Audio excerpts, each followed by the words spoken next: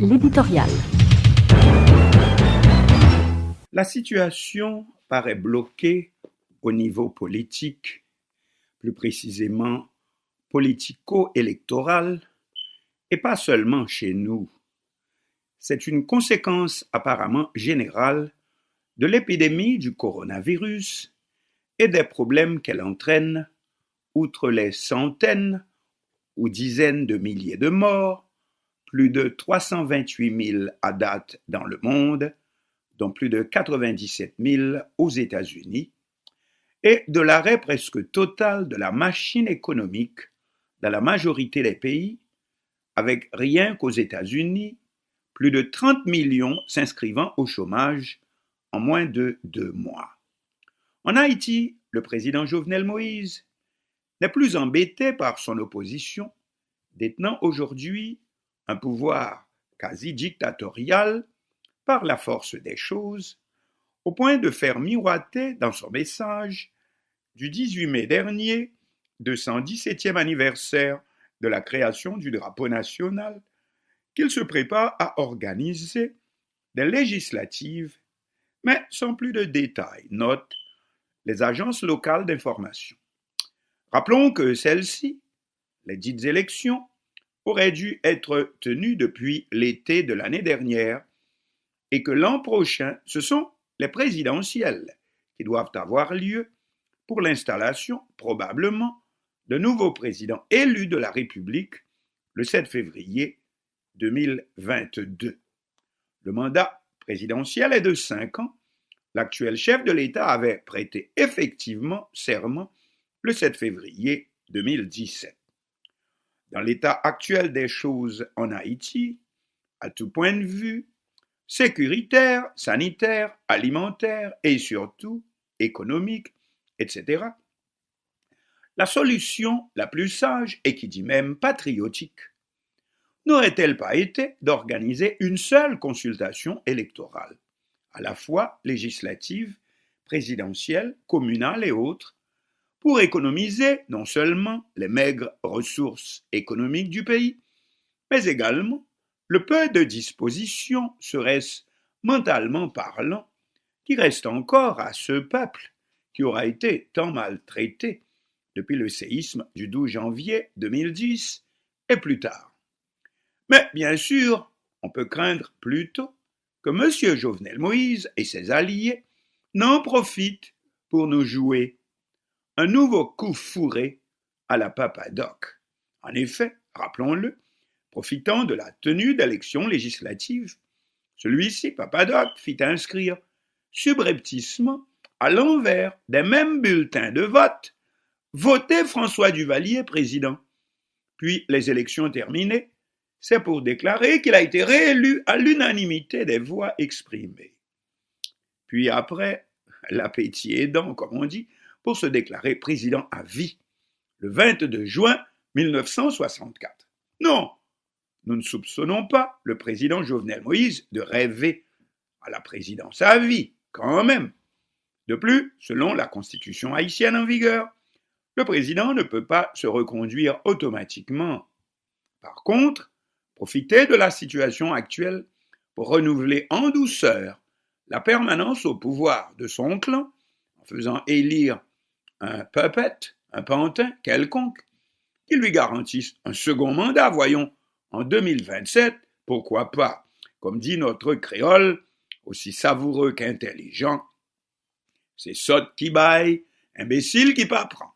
Traduisez, vu les mœurs politiques haïtiennes qui n'en profiteraient. Les exemples abondent, et pas si rares que ça, y compris dans des temps assez récents. Mais assez donné, disons, de mauvaises idées à nos gouvernants qui déjà paient grassement assez de lobbyistes pour faire le même job, n'est-ce pas? Et voyons voir plutôt comment cela se présente ailleurs. Ailleurs, prenons aux États-Unis. Situation assez paradoxale aussi à l'approche des prochaines présidentielles, déjà, le 3 novembre prochain. Face à face, le président en exercice Donald Trump, 73 ans, et son rival démocrate qui sera probablement l'ex-président de Barack Obama, Joe Biden, 77 ans. Alors qu'on devrait avoir au mois d'août prochain la convention du Parti démocrate qui doit désigner officiellement le challenger de l'actuel occupant de la Maison-Blanche, on voit comment réunir plusieurs dizaines de milliers de personnes dans un même centre de convention en pleine épidémie de Covid-19, avec les mesures inévitables de distanciation. Joe Biden sera donc probablement investi candidat sans tambour ni trompette. Or, déjà une première dans l'histoire des présidentielles américaines. Mais il y a encore plus. Le président Donald Trump, lui aussi, n'emmène pas large et paraît apparemment incapable de mener, lui non plus, une campagne normale. C'est chaque jour qu'il met les pieds dans les plats, coincé à la Maison-Blanche, alors que sa spécialité, ce sont les grands meetings de masse où il se déplace constamment, d'État en État, de ville en ville, de county en county, de village en village, pour stimuler ses partisans plutôt dans les milieux droites conservatrices. Voilà donc pourquoi sa stratégie à l'heure actuelle, c'est ouvrir à nouveau le pays dans une opération de déconfinement à marche forcée, montrer que le pays ne peut pas rester confiné, fermé plus longtemps, au risque de perdre son statut de première puissance économique mondiale. Reopen America. Pour cela qu'il multiplie les déclarations de toutes sortes, quitte à se faire ridiculiser lorsqu'il annonce par exemple que depuis une dizaine de jours, il prend sa petite ration de chloroquine, hydroxychloroquine, pour rester à l'abri de l'épidémie, alors que les organes officiels américains, la FDA, qui est l'agence d'autorisation des médicaments, décommandent l'usage de ce produit en dehors des milieux hospitaliers tout au moins. Mais on sent notre Trump qui se débat, comme on dit, comme un diable dans un bénitier, devant chaque jour inventer quelque chose pour se dédouaner des responsabilités que ses adversaires, de leur côté, s'emploient consciencieusement à lui faire porter dans la gravité de la crise. Stratégie du numéro 1 américain, trouver quasi quotidiennement un bouc émissaire. Quoi qu'on ne sente pas le rival Joe Biden tout à fait à la hauteur de la tâche, en mesure de profiter seulement par lui-même des conditions créées par cette crise, la plus terrible vécue par nos générations, mais qui laisse tout le monde désarmé, pouvoir comme opposition. D'où le rôle de plus en plus actif que joue l'ex-président Barack Obama, qui a annoncé son plein support dans la campagne de son ancien vice-président, du candidat démocrate, tandis que Trump appuie, quant à lui, de toutes ses forces, le mouvement de déconfinement pour tenter de se sortir de ce piège des dommages surtout économiques, croissance négative, chômage, etc., provoqués par l'épidémie et ce piège dans lequel semble vouloir l'enfermer de toute force son opposition démocrate. Aussi a-t-il décidé de ne plus entendre parler du coronavirus, tel jour annonçant qu'un vaccin sera prêt en décembre prochain, mais pour se faire tout de suite démentir par la communauté scientifique, tel autre jour que la chloroquine est excellente et qu'il en prend lui-même tous les jours, alors que sur le plan personnel, les résultats de ces tests restent négatifs, et finalement révoquant la cellule scientifique qu'il avait mise en place à la Maison-Blanche pour le conseiller.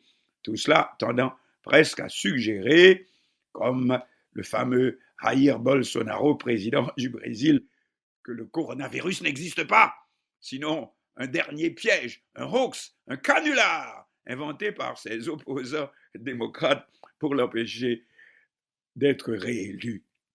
Mais avec la différence que les États-Unis, ce n'est pas Haïti et que même une guerre nucléaire ne pourrait empêcher les présidentielles de se tenir à la date précise, le 3 novembre prochain. C'est la différence avec un pays où ce sont les institutions et non les élus hommes ou femmes qui assurent le maintien, l'équilibre des pouvoirs, la permanence de la démocratie.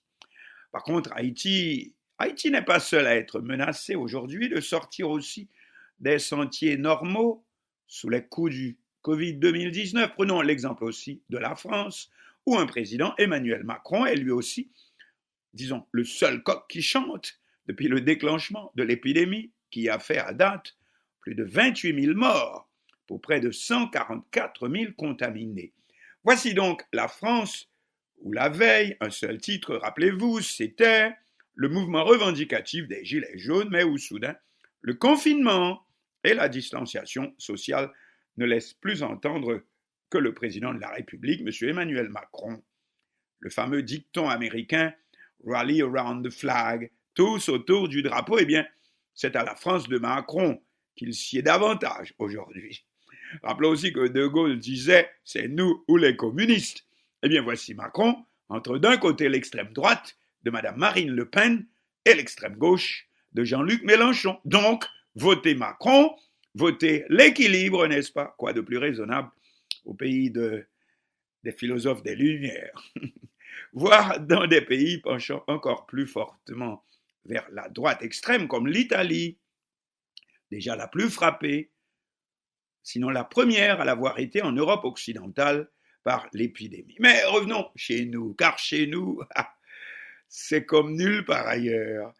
Nulle part on ne voit aucun de ces chefs d'État dont nous venons de parler manifester autant de sérénité que notre président actuel Jovenel Moïse, qui après 4 années de mandat sur 5, continue à répéter au peuple les mêmes promesses de sa campagne électorale et qui plus est, à se moquer aussi sereinement de ses opposants en leur indiquant de prendre comme lui la seule voie à suivre, la voie des urnes, s'ils veulent être un jour dans le fauteuil bourré, vous me direz, bourré de quoi? De dollars verts, probablement.